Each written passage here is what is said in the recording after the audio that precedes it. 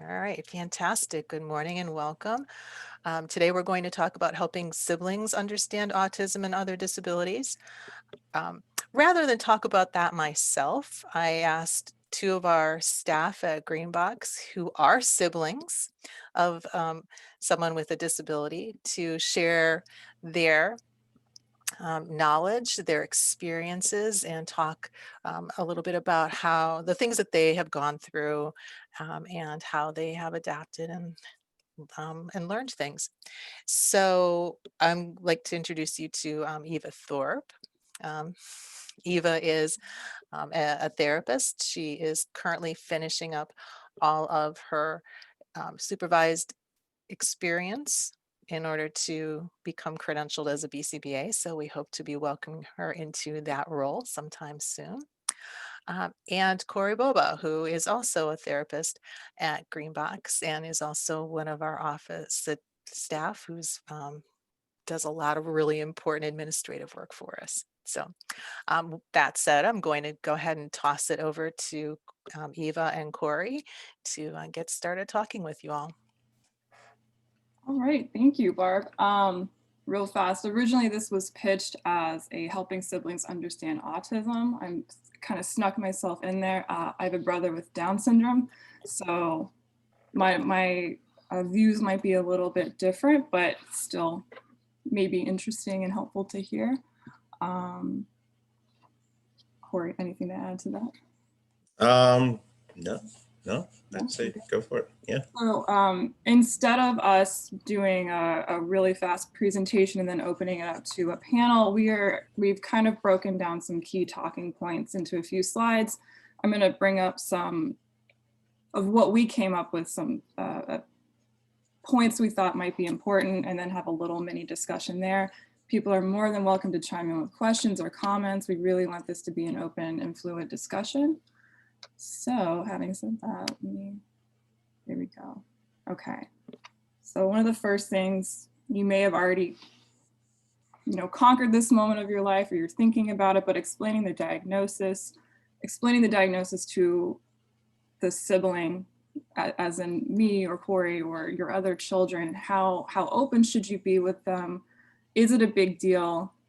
Is it a big deal to them like it's a big deal to you? And then giving them the tools to explain to other people about their sibling, if that makes sense.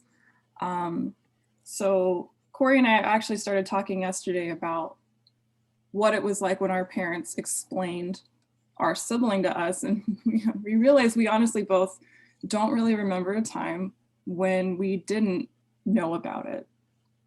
So is that true, Corey? I'm trying to. Yeah, no, that's definitely true. I can't honestly remember a time when it's like, okay, yeah, everything's, fine. So I don't remember a time when I didn't know that my brother had autism. So. Right. My brother is only 2 years younger than I am. So my first memory is of my brother, the day my brother was born. I don't remember there really being a conversation about it. It was just, this is your brother. Here you go. And here we are so many years later. It wasn't a big thing to me. And I know, Corey, that there's a larger age difference between you and your brother. I don't know if that affected. It's just, yeah, it's about 3 years, but yeah, it's not too much different. Yeah. Did your family ever give you or tools, or did you ever find yourself in situations where you were trying to explain to peers or strangers about your sibling and you didn't know what to say? I would say, yeah, several times growing up as a kid, especially when I was in public school. I have to explain it to them, and at the time it was more of the when I would explain it, it was like centered more on what it was and not the person. So now we usually say this person has autism, whereas I remember back then it's like, oh well, my brother's autistic, and back then, this is like back in like early 90s, they didn't even know what autism was. They're like, he's artistic, and it's like, no, autistic. So I mean, it'd be trying to explain to them, it's like, well, he has a difficulty learning, he may not comprehend things very well, things like that. So it was just me, myself at like, 6, 7, 8 years old trying to explain this myself. It's like, it's about as well as I know it. Yeah. So it's definitely, in my opinion, at least, good to, give kids some kind of, for me, it was almost like a little script, because people ask me so much, because especially with Down syndrome, it's something that, you can look at a person and you can say, oh, that person has Down syndrome, or that person is different if you're a kid. They kind of gave me something that I could just go to. I didn't even have to think about it, and just, oh, my brother has Down syndrome. He, it's this, and this, and that's it. It wasn't a huge deal to me, but I really appreciate the fact that I had that tool, because otherwise I would have started to feel a little bit uncomfortable. So if there are parents or siblings out there who have questions about this, or is there something, Barb, that you feel like we could talk a little bit more about? No, Eva and Corey, thank you. I think that gave a good overview of that.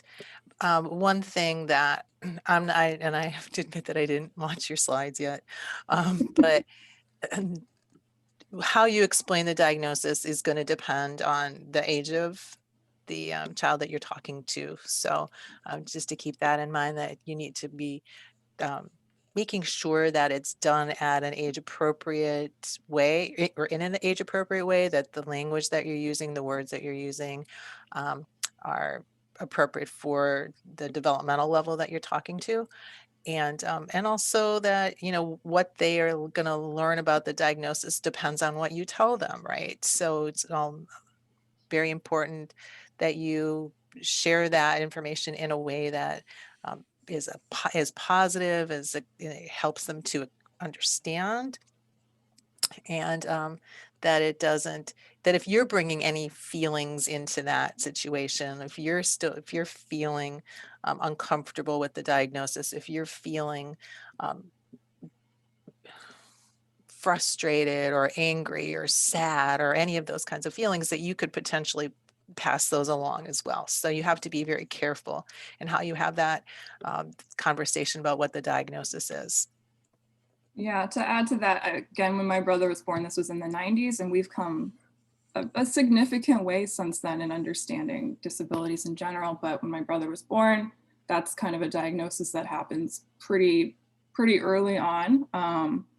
And now that I'm older, my mom has shared more about when he was born with me, and there were a lot of really not pleasant experiences on the day that he was born, and she kept that from me.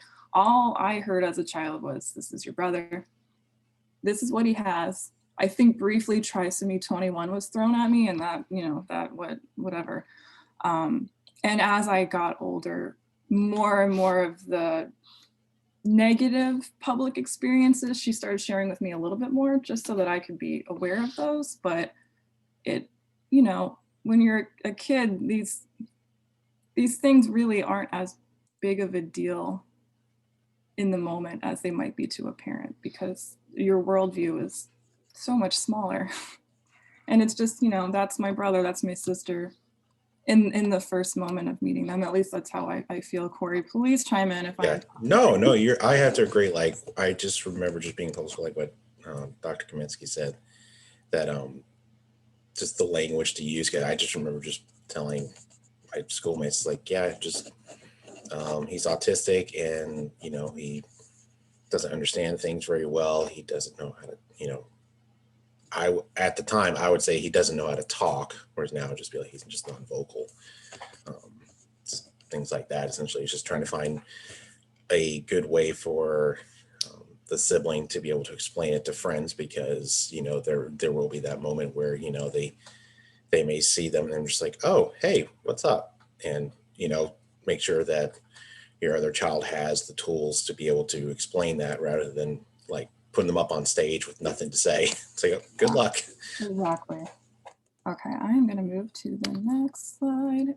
Some expectations. I have 2 slides on this, and first one is more toward the siblings' earlier childhood, and then we're going to start talking about young adult into adulthood. These are the expectations you have of your child who does not have a disability. So one of the ones we were talking about is some parents might be asking themselves early on, is this going to alter my neurotypical child's life? Yes, absolutely. Of course it will. Is that a bad thing? No. And then we're going to talk about what standards people hold those siblings to. Are they appropriate? You know, and then when is okay to maybe start having those more serious long-term conversations? So, you know, Corey, you want to chime in about, I mean, it's going to alter your life. That's Yeah, no, definitely, like, there's, to, I guess, say it, like, I would definitely say growing up, like what it says is, is it a bad thing? No. Did it alter my life? Oh yes, significantly. Trying to compare that with someone who didn't have someone in their primary family with special needs. I remember sometimes, they would say, it's like, oh, it's like, well, I understand. And it's like, well, you kind of don't. And it was kind of like, you see them, you go home and you do your own thing. I go home and, at the time with the siblings, like, we're sharing the same bedroom, so, yeah. But is it a bad thing? No, definitely not. So, No, absolutely not. I agree. It changed, not changed, it set the trajectory for my entire life. I think from the day he was born, I was like, this is going to be something that I'm going to be, working for him, working for people like him. It's for the rest of my life. And that was a personal choice. That's just what I felt. That does not mean that all siblings need to, are required to, should continue that for their whole lives. But for me, it just kind of felt into the natural place of, okay, I'm getting prepped now for a lifetime of just engaging in this community. And sometimes I think about, what would my life be like if my brother didn't have a disability? And I couldn't even know where to start. It'd be completely different. I And agree with you as well with yeah. that. Just saying that, like, my own life was pretty much, it was definitely like steered with this, but I will say that I may have not thought about this career if this was. However, do I say it's very rewarding? Yeah. I mean, so.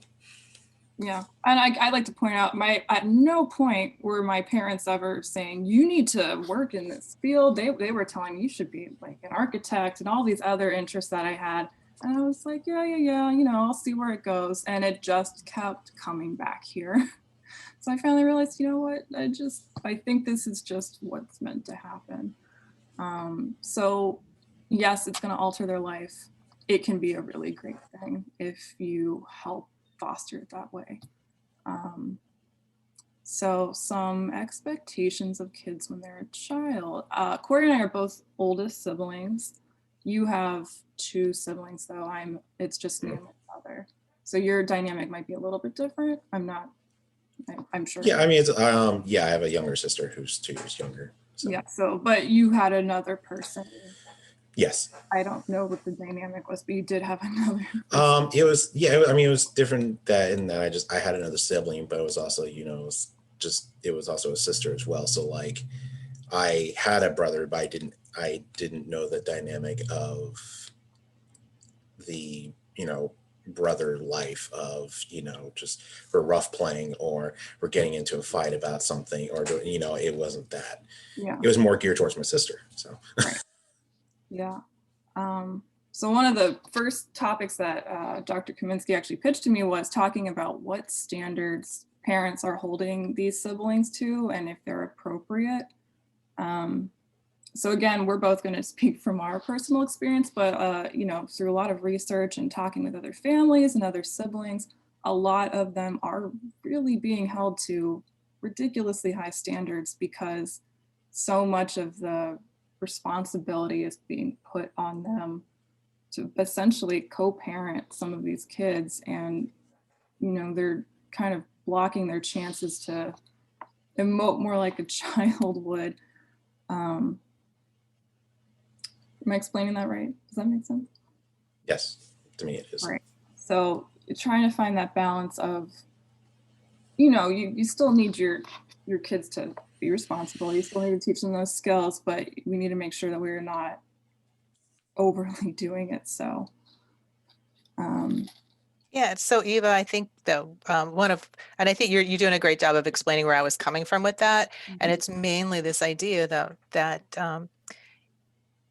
just because one of the siblings has an identified special need doesn't mean that these kids are not going to act like siblings, right? So expecting the sibling to never get frustrated or angry or upset with their sibling who has a special need, for example. Expecting them to always be helpful, always be, there for that sibling is just not what we would necessarily expect from siblings who are not in that same situation. And so just being sensitive to that and what kinds of things that then creates in terms of how the sibling is reacting. It's the sibling, feeling like this is not fair. I never get to do blank, or I always have to do this, or I'm frustrated, or I'm resentful, and that doesn't always happen. And I know that you guys are going to talk about some of those kinds of feelings in a little bit, but just being sensitive to the fact that siblings are still siblings. Even when there's one of them who has a disability, they're still siblings, and they're still going to act like siblings, and they're going to fight, and then they're going to do what siblings do. exactly. Yeah. So yeah, let those kids have those upset moments. Let them have, a tantrum every now and then. That's that's okay. They're still just kids. If I wanted to chime in real quick, Please. to add as well with that, like what to expect. Like I remember there was this, how was I? I think I was like 12, 11 or 12. And my parents had to go to some mandatory meeting. And I remember like my grandparents were like, they weren't near enough to do something like this. And I remember it was like me and my sister had to like watch my brother for like 3-4 hours. And that was rather intense. And, we got through it, but, at the time, just, 12 years old, you're not thinking, oh, I need to be responsible and do this and make sure, this doesn't happen, or, he doesn't grab something, chokes on something, you're thinking whatever a 12-year-old thinks. And as far as like the standards, like it's one of those, like, always keep in mind that it's good to teach the other siblings responsibility. And I will say I've learned a lot from my brother in just that experience. And I'm pretty sure everyone here who has someone with special needs in their family knows usually for the most part, the tight knit family group that creates with it. It's also good to remember that they are also kids as well. So, you're trying to teach them flexibility that, they may have planned something, the family planned something for a month, oh, we're going to go out tonight, we're going to do something. And, they have a meltdown and you can't do it. And you're 8, 9 years old and you're trying to understand, it's like, why is this happening? And it's times like that where it's like, there was times like, honestly, I resented my brother. I don't now, obviously. No, I very much do not. But yeah, as an 8-year-old, 7-year-old, oh yeah, no, definitely. There was times where I just looked at him, it's like, why is this always about you at times? So. Exactly. Yeah. So, and then I'm gonna keep moving us along. So when, like Corey, I'm gonna ask this to you specifically, when do you think it's okay to start having that long-term conversation? What I mean by that is the plan for when The question that you and I know, yes. aging on and what's gonna happen with your kids. I know for me personally, it started off very, very small at an early age, just like little kind of more age appropriate questions, I guess. But, my mom every now and then would say, one day when your dad and I are older, and it's going to be harder for us to be with your brother, do you ever think about where he'll be? And that conversation started turning into like, there's homes and things like that. And my entire life has always been, no, he's not going to go to a group home. He's going to live with me. Like, that's just that's what it is. There's no alternative for me, but having that conversation, I think bit by bit early on does help to prepare them, I guess was how I would say that. No, I would agree with that. Yeah, Yeah. just like slow bits by bits. But it's Unfortunately, definitely good to have this conversation. yes, very much so.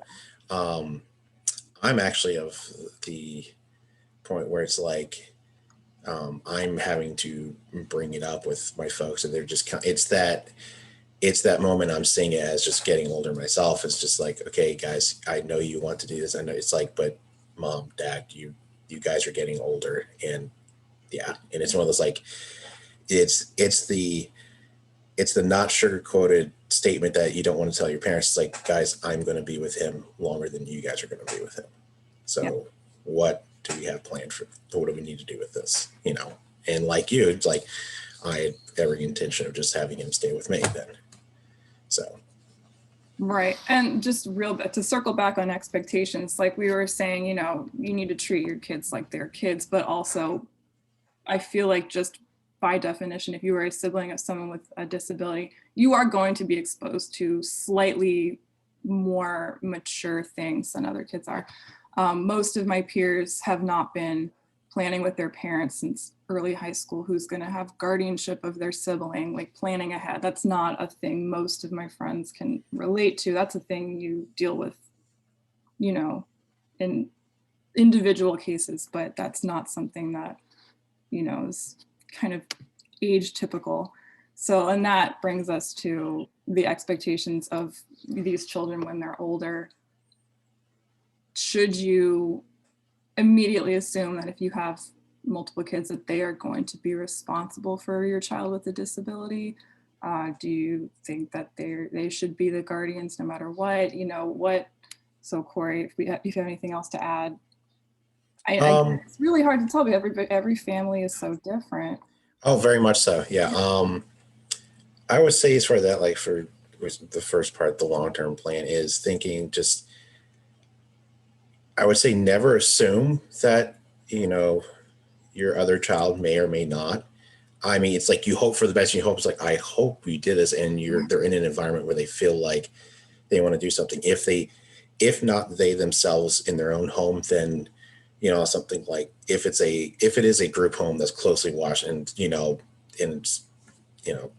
good. Yeah, I But don't mean to come down on group homes. I just have this idea from when I was a kid of like, back in the late 90s, early 2000s, there were a lot of iffy ones. And I always said, there's no way I would ever let my brother go there. There are some great group homes. Honestly, there's some my brother would probably love, but it's one of those, I would say never assume that they're going to, but I mean, you could always shape it or just like give them that environment to where they feel like they would want to, like, okay, this is my siblings, my brothers, this is my sister, I want to do something. I want to make sure they're okay. I want to make sure, they're getting, maybe not only the best treatment, but, the best quality of life that they can. And that's something to think about and know, okay, and if they aren't going to, then what is the alternative then? right. So yeah, and helping set them up to make that more successful, definitely. because sorry, no, I'm sorry, go ahead. Because for example, like especially if you don't have it assumes like, okay, well, my other child will be able to take care of them, and then your child comes up to you and says like, hey, I would like to go to India and study this and do this, and you're sitting here, in Virginia, like, well, that kind of put something in there. So yeah, actually that kind of brings up something not under expectations really, but my parents have never discouraged me from doing anything, but I have always just felt like I can't leave this area. I need to create my life to be near them, to be near my brother. And that's never something that they've ever said. They've always been like, go do whatever you want. But I just feel, especially from being an older sibling, like I need to be here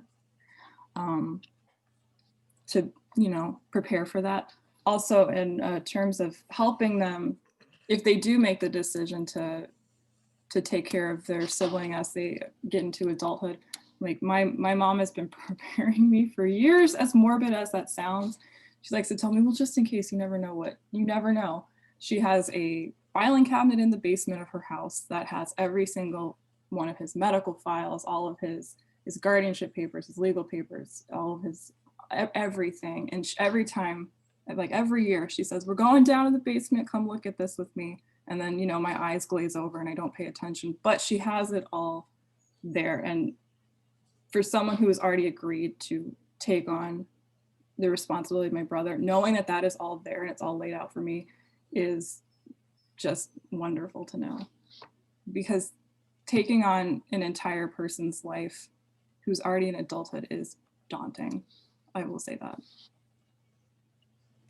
I think that one of the things that I've heard both of you say that I think is really important is that you should be intentional as a parent about having those kinds of conversations with the siblings, right? That you shouldn't make assumptions that the sibling does want to take care of their sibling or doesn't. For example, you could be saying, fine, I'm going to, you know, when the kids, when my child gets old enough, I'm going to find this outplacement for them, when really the sibling would be like, no, totally, I want to take over that responsibility, right?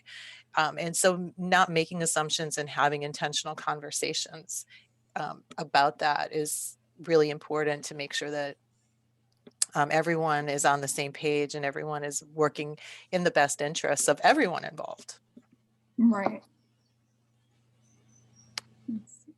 Okay, time management. We've talked about this a little bit, but how to split up your time in a way that makes all of your kids feel like they're getting attention.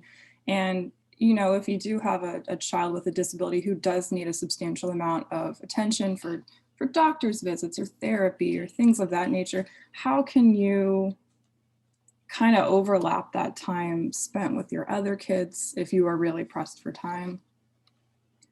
And making those, you know, mundane doctor's trips and therapy trips really fun. I know a lot of, when I was a kid, I was homeschooled from 5th through 8th grade. So during that time, I would tag along with my mom to all of my brother's many never-ending doctor's visits. And I always had a really good time. I'm not sure why. I would get to spend the day with my mom and my brother. There were those dope waiting room toys, you know, with the beads on them. And I brought my coloring books, and I was always promised soup afterwards. And I would do anything for soup as a child.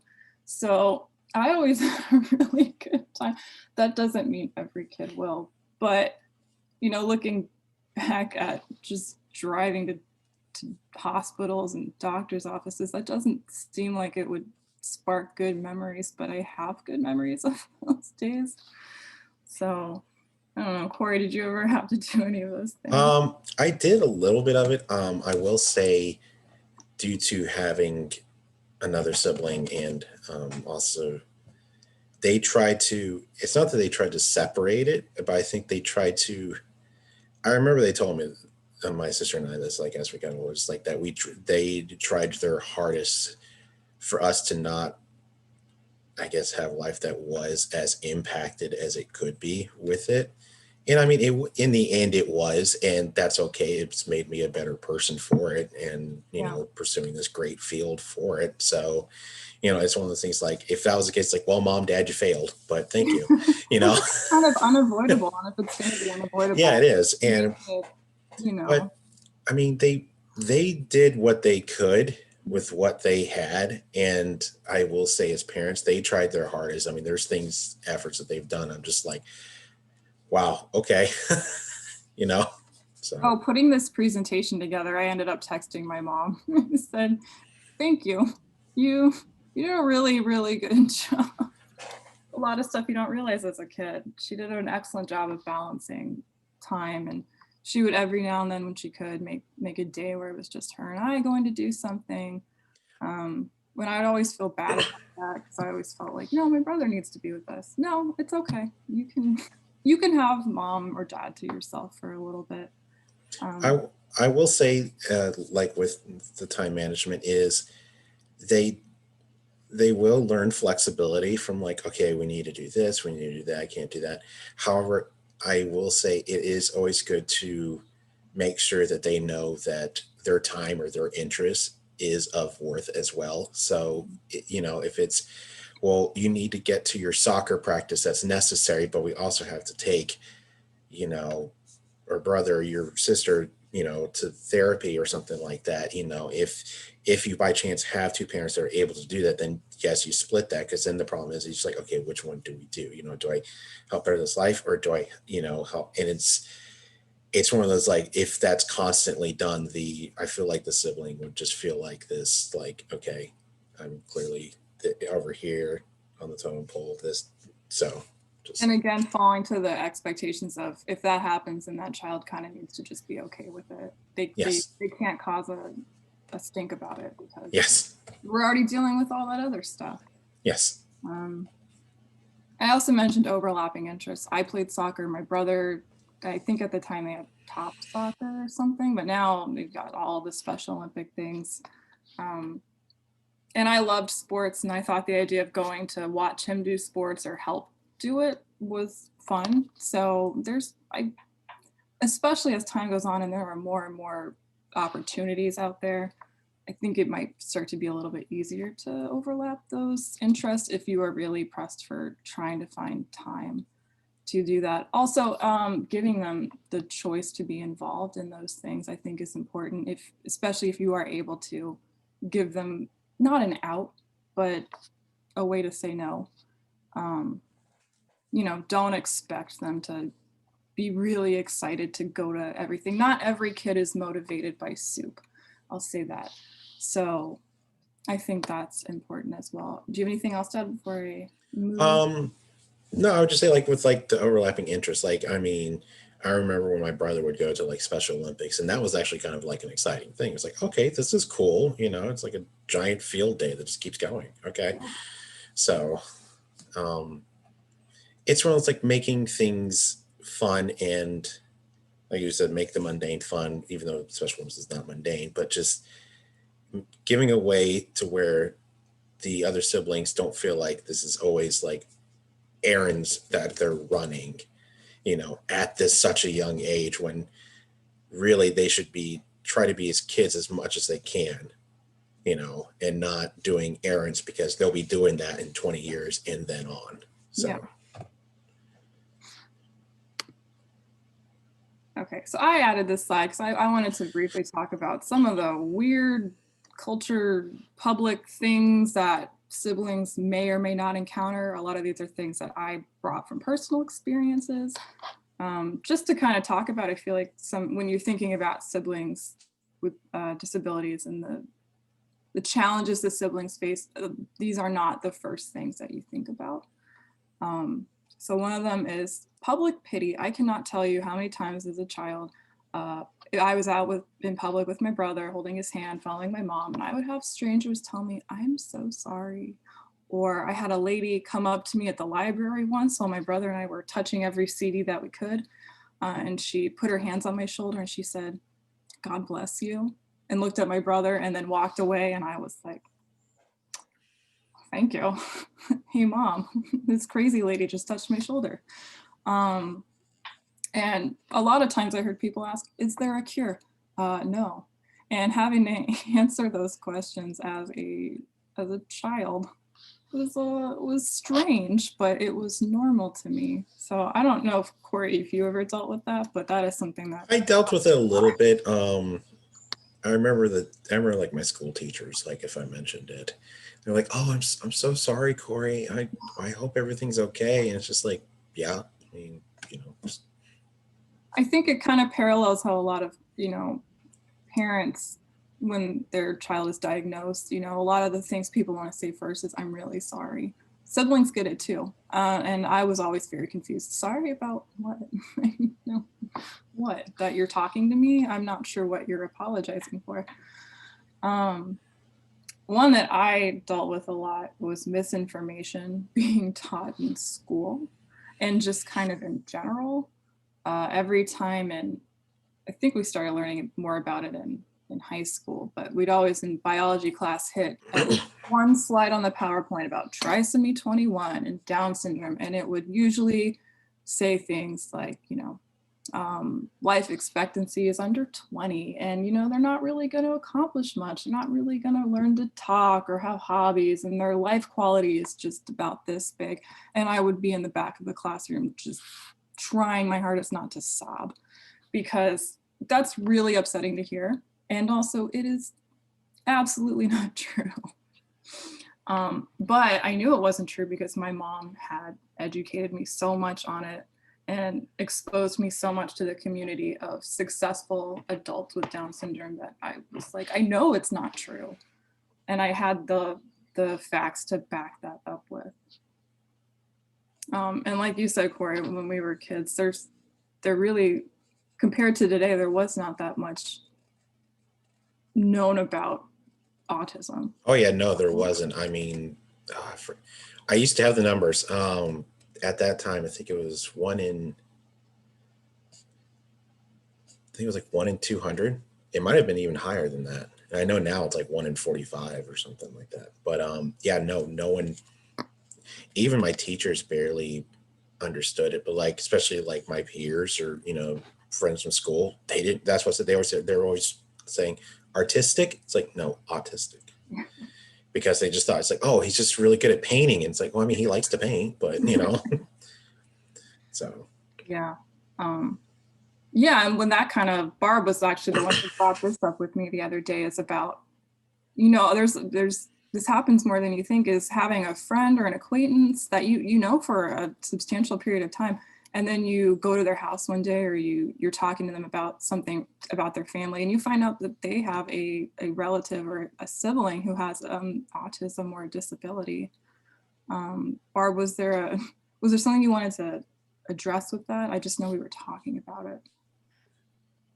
Yeah, no, it's part of that idea that sometimes you feel kind of embarrassed to share with others. As a kid, you feel kind of embarrassed to share with others that you have a sibling for whatever reason. And part of that could be also linked into the other things that you have on this slide, right? There's been misinformation. You get people responding in certain ways whenever you talk about or you introduce, like, oh, I'm so sorry your sibling is like that, or, oh, does their sibling, beat you up all the time, or are they always running around the house doing blank, or, those kinds of things. And so you avoid sharing that sibling with others in order to avoid those kinds of reactions.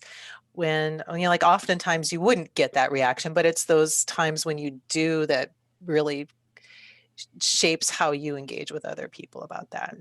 And I just had actually read something about a situation like that, which is why I brought it up when we were talking about it. But yeah. I will chime in and say, I was guilty of that when I was younger. I was a teenager.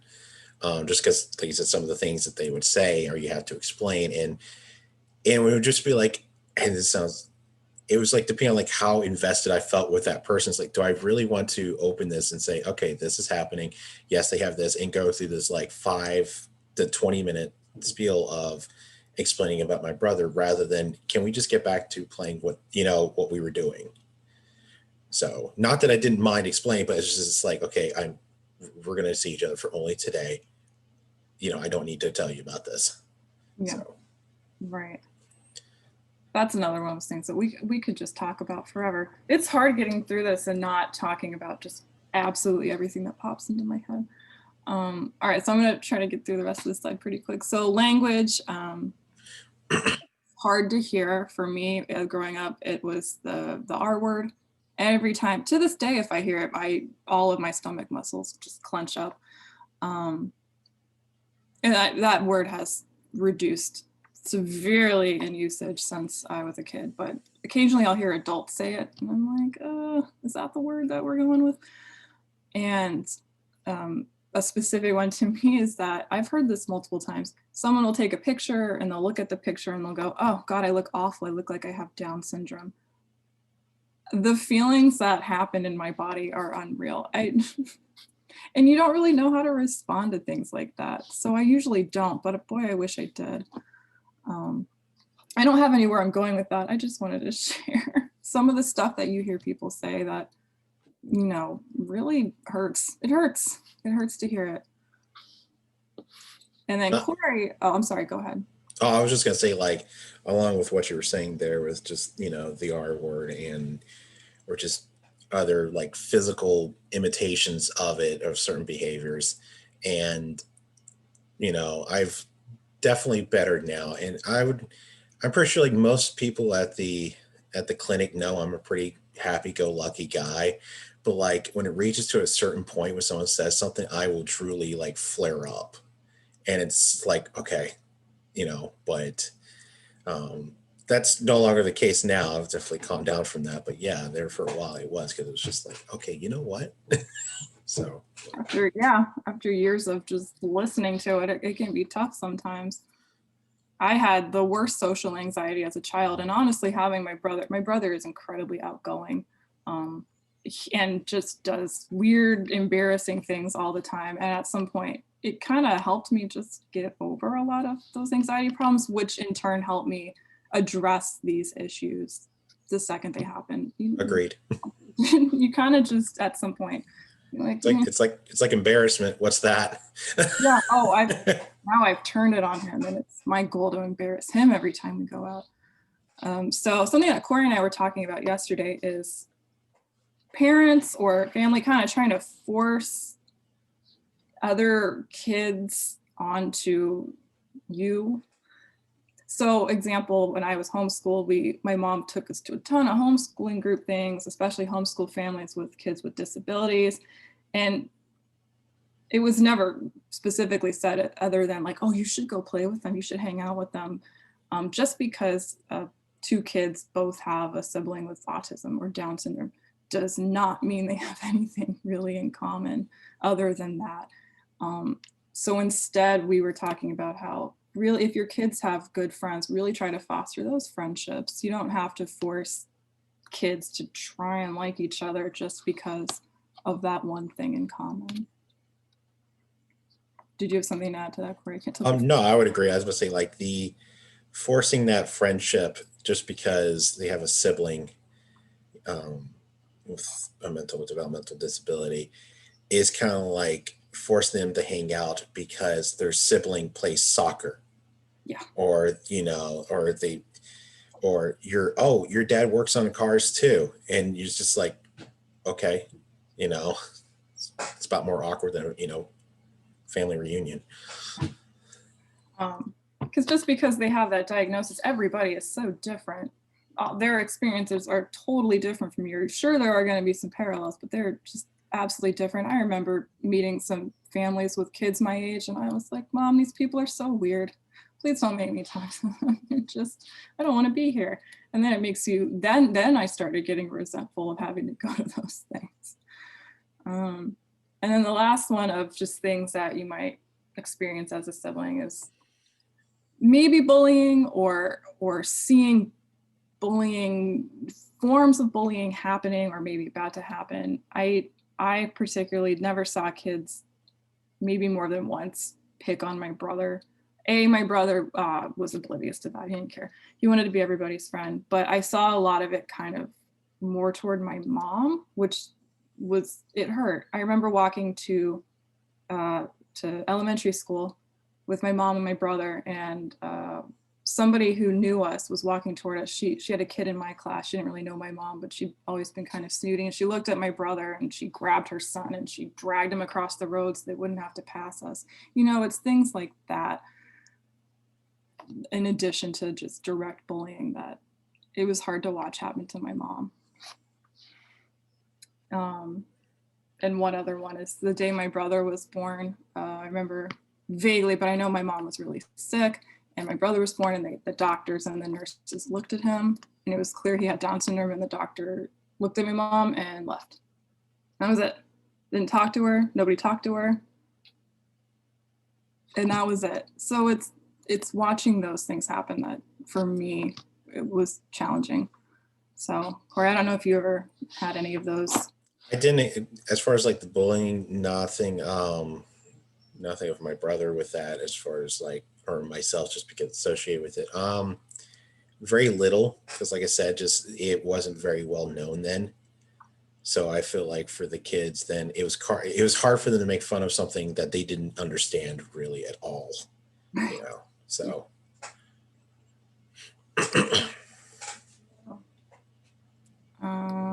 Okay, I think I have, it's this slide. The next one is just some resources and then it's open to discussion, but I just put up some things that popped up while you and I were chatting yesterday, words that we might associate with just the general relationship of being a sibling. Mhm. Do you see any of those that you want to talk further about? I would probably have to go with probably personal growth first. I will say having my brother, I will say him just being in my life has definitely allowed me to grow and experience a lot of things that most people have never even thought of or even dealt with.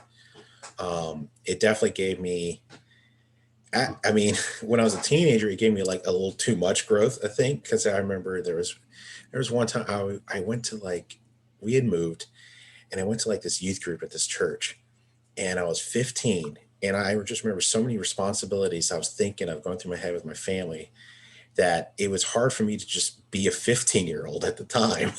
And it actually took me like a couple years. It's like, hey, I can I could be a teenager. It's okay, you know. Um, but now there's so many things that I have learned from my brother that I'm very thankful for. And also just knowing what it's helped me and also hoping that I can return the favor to him as well with that. Just Absolutely. I mean, I could talk about personal growth related to my brother yeah, all day. It's yeah, literally the person that I am right now. It's that's what it is. Pride. I wanted to talk about pride. Embarrassment was something I would feel every now and then with my brother, but that felt more like a normal, like my small brother is just being obnoxious in public again. It was never anything. I was just never really that bothered or worried about the fact that he looked different to other people. It wasn't something I thought about, but I had a lot of pride, especially as he got older. And just same way that parents of kids with disabilities, you really are proud of those small milestones that they make that other people might not be as proud of. Um, I felt those too as a sibling, and I was really involved with helping him hit those milestones. So pride was really big for me. Um, and watching him, he's a very social person and he had a very bad experience in school when we were younger. And when he hit high school, he had the chance to go to an incredible school where he was fully included in classes. And I remember going to pick him up from school when I was home from college, and he came walking down the hall surrounded by a mob of guys and girls, everybody going, "Oh, hey, hey, hey." And I took everything in me not to just start crying because I couldn't believe that the one thing that I had been hoping for my whole life had finally happened and it was possible. Um, so that was one I wanted to share. We talked about balance, transparency with your children, of just being open about those conversations. We've talked a little bit about resentment. I put lucky because there were times when, and today, where I feel lucky that I have, a unique perspective on life and that I've had all these experiences. Because like you said at the beginning, Corey, if you haven't lived them, you don't fully yes, understand. yeah, 100% agree. And also just feeling lucky, um, having just experiences and grown up, with this, and just being able to use that perspective for some good, I feel is like the best thing that I can do, essentially. So, um, one I would probably talk about. Well, I already talked about resentment. Burden. It's it's one of those things like it's like I wouldn't say not a day goes by, but it's always in the back of my head, like about my brother, and Is he doing okay? Are my folks doing okay? What am I going to do, when that day happens?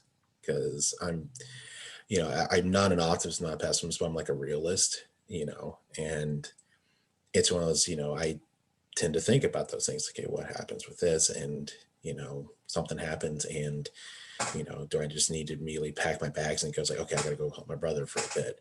Or is he going to come up here? Or, so it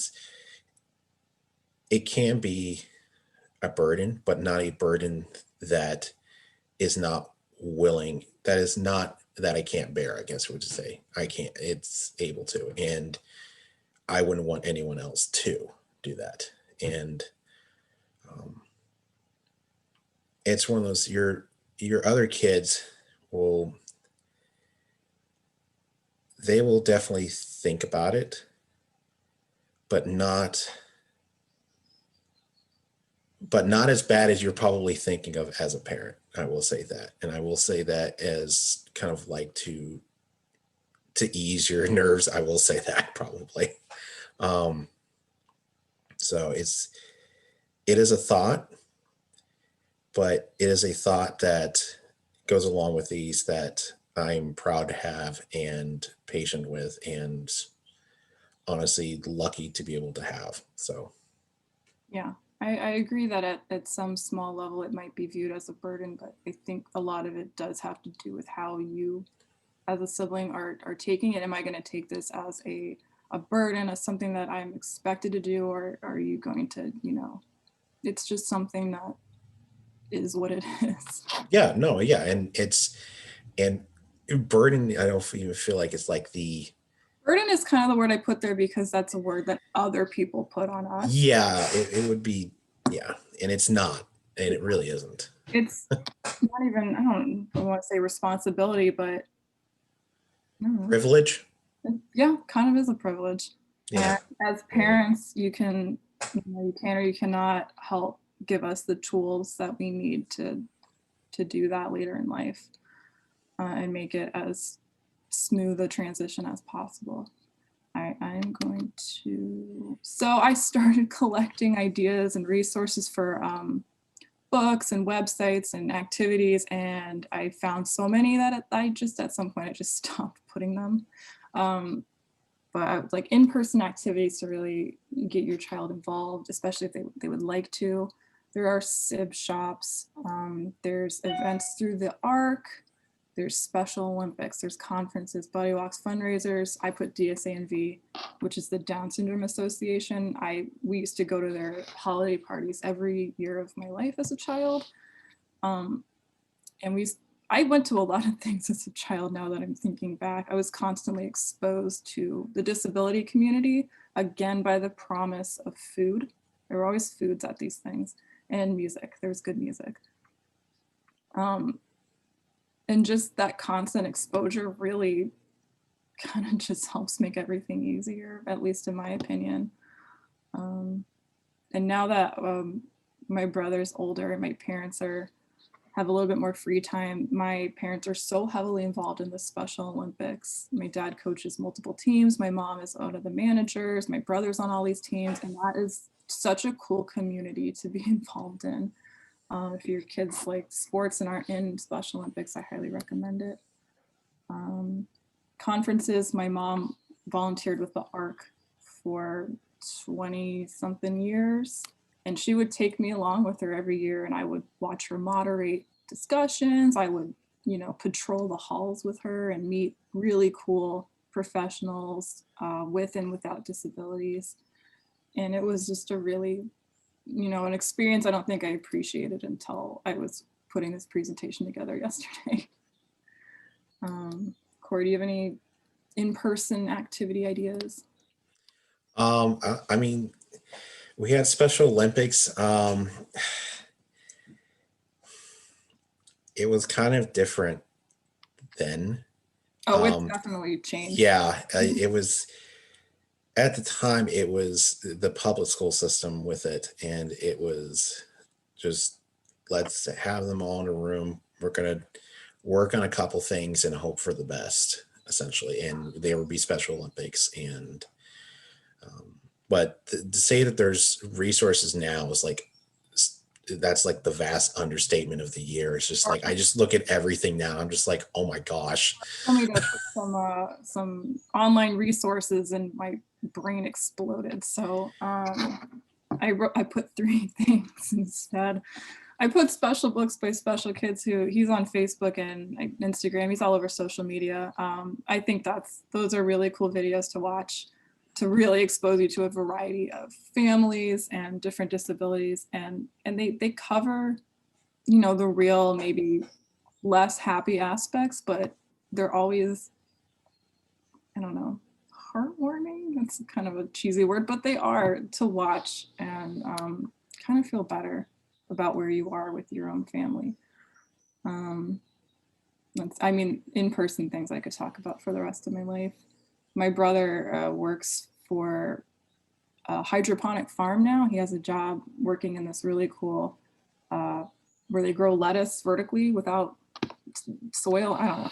I've seen that. No, I've seen that before. I had a friend. And the guy who started it is about our age, and he has a brother with autism who couldn't, you know, find a job or something to do with his life, and he liked growing things, so his brother just started this business for him.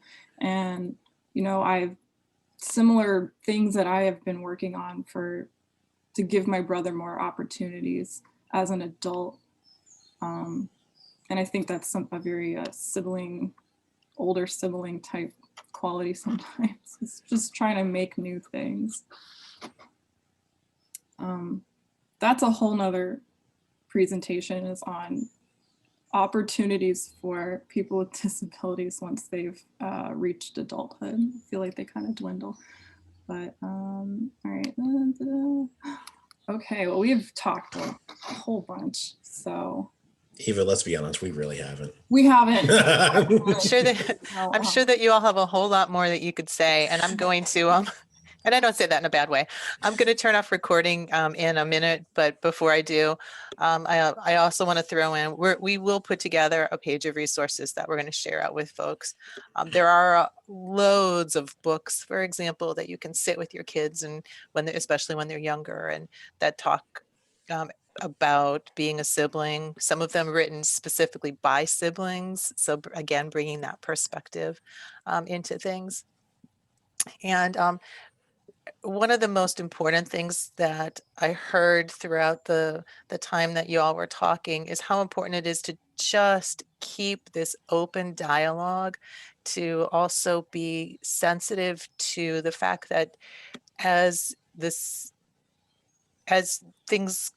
sibling ages, right, that there are different things that they're experiencing and different needs that they're having in terms of what they need to know, what kind of support they need, and what you should be doing. So for example, when your children are very young, the real key thing might be, well, you know, my sibling isn't very good at playing with me. I don't understand why my sibling doesn't play with me or engage with me or talk to me, in which case you need to have some conversation with the sibling about that. But then as you know, as they get older, it might become more focused on the social aspects and understanding how to deal with social interactions or deal with how others are perceiving the sibling. And then, you know, right out until young adulthood and adulthood, when the conversations really are about, well, what's the long-term plan here, right? So it's being sensitive to the fact that it changes, and that once you have, you know, conversation once, it's not one and done. That has to be an ongoing developing thing, that you're always checking in, seeing where things stand, seeing where the support really is needed. Do you guys have any last thoughts on that before I turn off the recording? Oh, us. Of course, we always have thoughts on it. Corey, go ahead. You look like you're about to say something.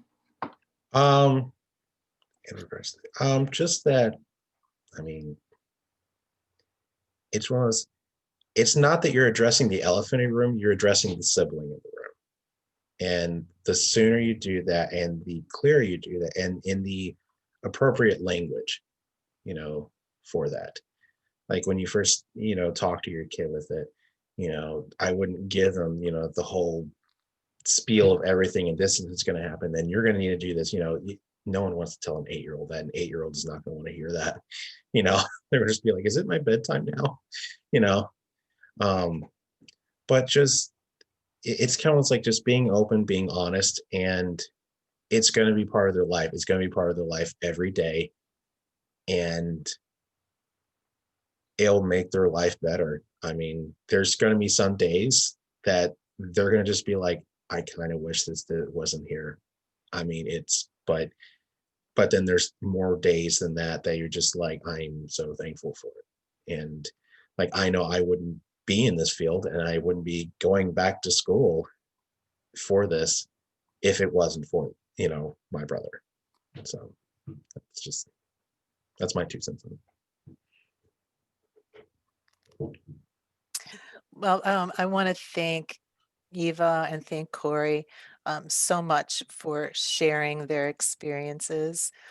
It certainly brings a different thing to our workshops than what I've been doing, which is me spending a lot of time talking and presenting material. There's no real substitute for hearing about experiences and really going to the source, right? It's easy for me to put bullet points on slides and talk through them, but as someone who hasn't been through that myself, although that was not a good way to phrase that, someone who has not had those experiences, I can't speak to it in the same way that you guys did. And so I really appreciate that you took the time to, one, prepare thoughts and then also to share them with us. I am going to stop our recording. And at that point, if anyone has anything that they want to, any questions, any comments they want to throw in, it won't be in the recorded version of this. So give me 1 second to turn us off.